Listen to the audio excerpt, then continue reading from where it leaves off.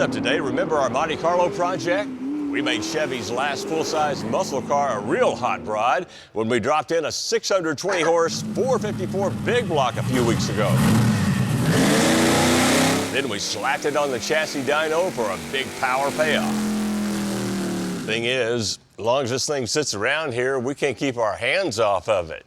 In fact, we thought today, since it's got that hungry big block under the hood, maybe it needs to breathe better. After all, horsepower is about fuel and air, right?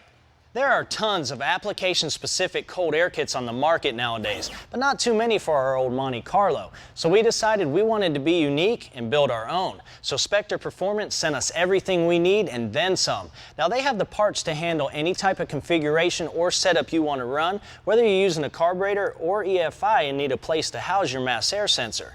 Now for the filters, they have them so you can mount them externally or in line inside of the tubing. And if you're running a carburetor, they have all types of plenums, single inlet, dual outlet for low clearance, or if you're looking for a different approach angle, they've got you covered there too. And last but not least, the old conventional round 14-inch style. Well, here's what I like about it. You can order a bunch of these tubes in all sizes and shapes, use these foam inserts to mock them up, make marks, send it to Spectre, and they'll weld up a custom kit tailor-made to your specs. To start the system, here's how we're going to do it. We're going to remove both inner front headlights and replace them with these ABS plastic vacuum-formed inlet buckets. From here, we're going to come through the radiator core support on both sides of the car and up alongside of the motor. From there, it'll reach the plenum. Now, some of you may be wondering, where are we going to put the filters? Just watch. After removing the headlight retainer, the headlight, and the headlight bucket, we trim the fiberglass housing for clearance and enlarge this hole in the bucket to accommodate the Spectre inlet. Then we reinstall the bucket and reattach the spring. Now the inlet can go in, held in place with the trim ring. Then with a rubber sleeve clamped to the inlet, we can attach a 22-degree tube. From there, we use a piece of the kit's ducting that leads to this straight tube with the filter element installed. Then attach another piece of ducting that'll run up to the plenum. Next, we use a bracket to secure the inlet assembly to the inner wheel well. Now we can install the plenum hat onto the carb stud.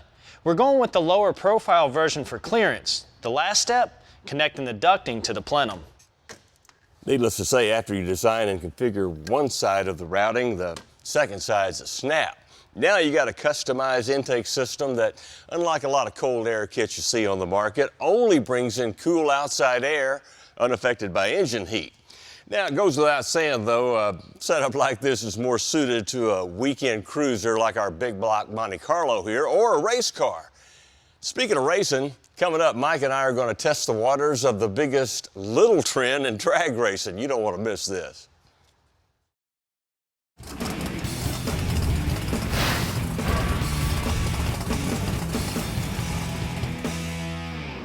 Today on Horsepower, we're going to show you how to build your own race car on Friday and take it to the track for competition on Saturday. The cost? It's about a 20th of what you'd expect. The secret? Just think fifth scale.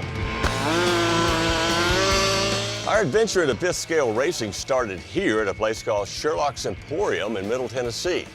Looks like a bookstore, and it is, but there's also a memorabilia section, a New York-style deli, and an off-the-hook hobby shop. Not just the usual model ships and airplanes we've all glued together before. They specialize in remote cars you can play with. And some that run on real fuel, like the popular nitro cars. Now Steve fitted this one with a supercharger. See the belt and the little blower pulley? And this 57 Chevy Funny Cars now got slicks and a nitrous kit that Steve made himself.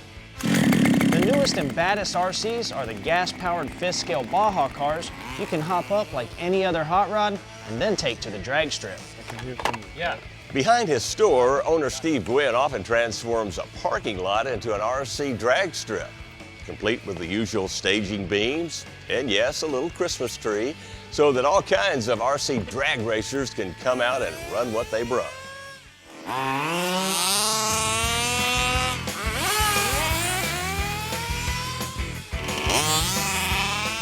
Man, this looks like too much fun. Gasoline, nitro, and electric. The best part, you can't get hurt in them. I like that part a lot. I tell you what, I'm in for it. Let's get the credit cards out. Company credit card. Oh yeah, I even like that. Back in the store, and before you could say credit limit, we had our own pair of HPI Baja SS's. Fifth scale, gas powered, and almost ready to race. We consider the nitro cars, which used to be called gas cars, we consider those toys now that these have come out. It looks like it has to be completely assembled from scratch. Oh yeah, look at that. Oh yeah. Wow.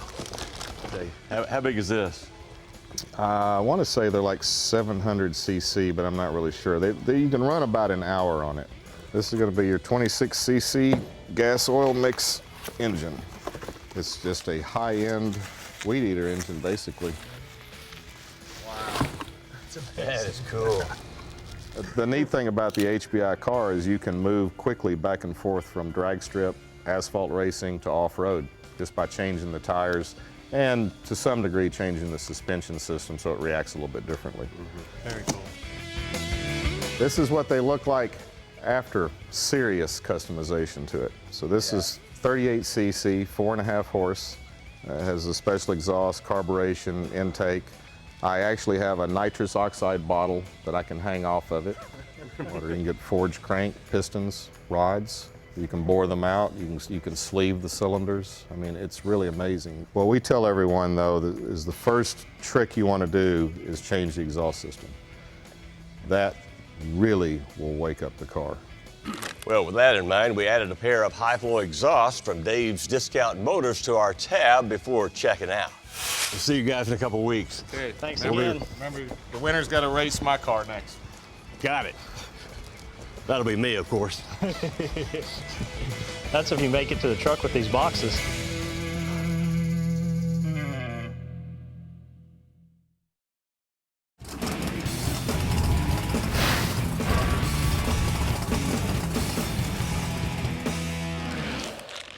Man, this is a far cry from the last model car I built. Looks like we're only about, 1,000 parts away from having one of these little monsters ready for Saturday's race. But I tell you what, they do include all the tools we'll need to put this thing together and a nice thick instruction book with step-by-step details. We'll have to follow this thing closely. Now, the first steps involve the bulkhead, bag A. 87,478. I know this is supposed to be a how-to show, but we're kind of learning how-to as we go in this build-up. I do have a tech tip for you, though. Read the instructions. Without them, you'll be as lost as last year's Easter egg. Man, check this. No binding at all on these front control arms thanks to those ball ends. Well, now, this front bulkhead is finished, and this is the part where it meets up with the chassis. Now that stuff's pretty cool, but let's check out the heart of the project and the main reason we're doing it. It's all about the power plant. And what we have here is a 26 cc gasoline-powered two-stroke engine. It's basically based off of a weed eater. We've got a carburetor, spark plug, exhaust, starter, kill switch, a lot of the same components that are on a regular engine. Now, although this is plenty powerful to make our little buggy fly, there's always room for improvements. You know our name. We've done small blocks, big blocks. Now it's time to do a weed eater. Believe it or not, they actually make stroker kits for these things. Now we got ours from davesmotors.com, and it's gonna take our 26 cc engine, which is actually 25.4, to a whopping 28.9 cc's. It's like taking a small block Chevy 350 and making it a 383 stroker. The first thing we're going to talk about is the cylinder head. Now in the RC world, this whole setup is considered a big bore kit. And on this particular head, the exhaust, the intake, and the transfer ports have all been race ported. It's got a larger bore and it's taller to accommodate the larger stroke. Now since it's an air-cooled engine, the heat from the cylinder builds up and transfers it to these cooling fins. The air passes through, and that's how these things stay cool. As far as the piston goes, it's pretty basic. It's made out of aluminum and uses a single ring.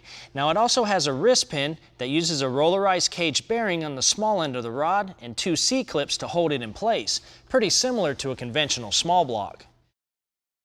Now onto the crankshaft and connecting rod. Now these two pieces have to be really durable because these motors turn some pretty high RPMs. Now the rod is 2 millimeters longer and it rides on a rollerized cage bearing on the big end, just like the piston. And that's so these things can handle all the abuse, because we plan on giving it some. Now when you tear these things apart, make sure you keep track of all the parts and how they came apart, because there's no manual to put it back together. Before we can split the case, we have to remove the flywheel. We're going to use a 12 millimeter socket and back the nut off about halfway. That's to protect the threads when we use the brass punch and hammer to break it free.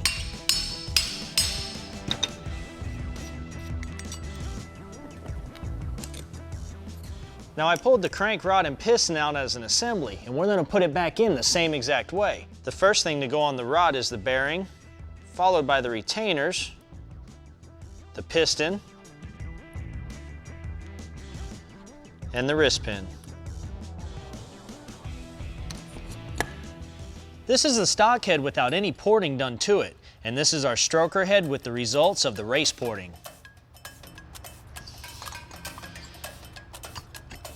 Now before you go any further, make sure everything turns over nice and smooth without any binding.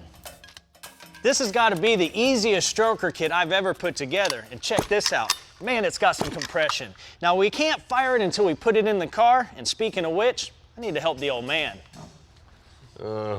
Must be the glasses. I tell you, I could use a stronger pair with these tiny parts. Anyway, this unit houses servos, one for the throttle and brake, one for the steering. This is battery, got a little port for charging, and of course you know what that thing is. And for my next trick, I'm gonna build a pair of shocks. This is another step I couldn't wait to get to. Now the instruction booklet may look a little confusing and intimidating, but check this out. This car actually runs a full functioning limited slip rear end. It's got bevel gear shafts, O-ring seals, a main drive gear, and check out the housing. It's even got cooling fins on it to help keep it cool. Pretty detailed. Now that I've got this somewhat assembled, the next step is to drop in the side bevel gears. The HBI kit even came with a little cross shaft and a baby bottle full of gear oil. There we go. Okay, now we mount the gear drive, and hey, look, is that cool or what? Now we drop her into the chassis, and now the brakes, even cross-drilled and slotted like the big boys' binders. And they install here on the gearbox shaft. No engine hoist needed here, just tiny tools. All right, filled with oil, the adjustable shock assemblies go in. And since we plan to run on asphalt, we're running with our best street rubber. Those bead locks aren't just for looks either, they're fully functional. Now, a quick test of the steering servo and the throttle servo, which also works the brakes. And finally, the fuel and oil mix, which is a little leaner than your weed eater. Drum roll, please.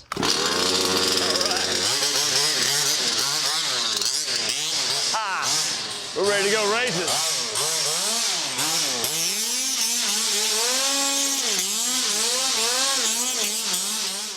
You're watching Horsepower. For a DVD copy of this episode, just go to PowerBlockTV.com and order your copy for just $5.95 plus shipping and handling. Start your own Horsepower collection, delivered right to your door from the Power Block. The all-new POWERBLOCK Directory, your source for everything automotive. Find all the brands and parts, thousands of racetracks from Daytona to Long Beach, plus events, clubs, and more. The all-new POWERBLOCK Directory, your source for everything automotive. Only at PowerBlockTV.com.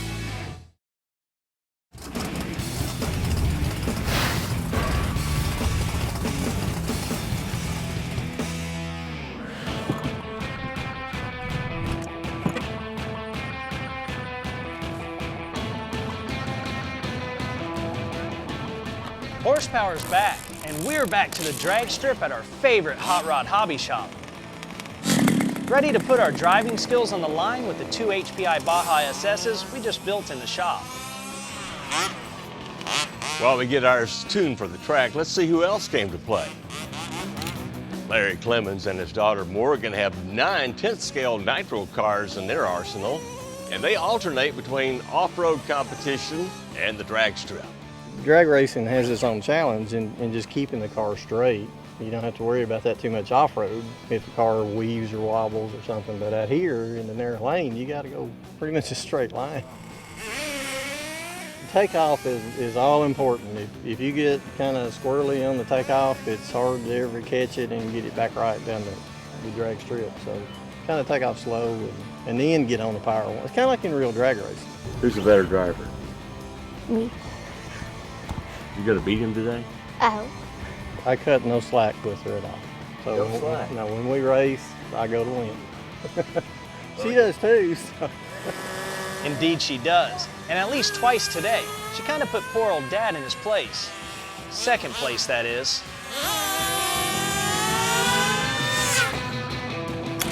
Meanwhile, I gotta point out that Mike Galley's had a wee bit of pre-race practice with his car. I guess that's why he was quickly killing the competition at the tree and at the bottom end of the track, keeping his car pretty straight. Well, most of the time, that is. That's how you kill cones and not a wall. Finally, it's Elmore's time to stage up, and he's about to discover that these things are harder to keep straight than one might imagine. But Joe, come on. Hitting the cones is one thing. Crossing lanes isn't cool. Okay, I know, but practice does make perfect, or at least they say that.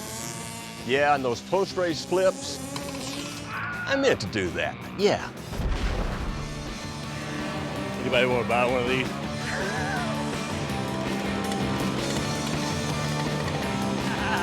That was awesome.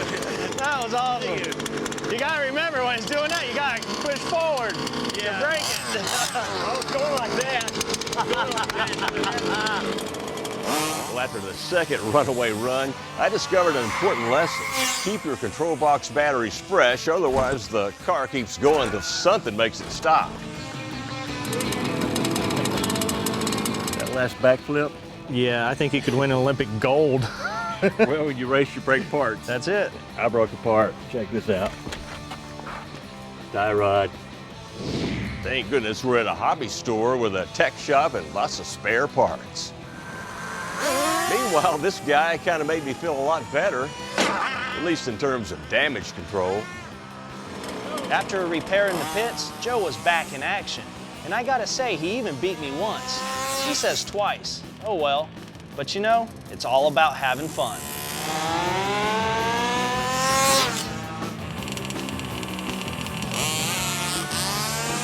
Oh yeah, fun it is, but you know, if they ever have a national championship RC drag race event, don't look for my name on the roster. We'll see you next week. Now I'll take cash, check, credit card, jewelry, goats, chickens.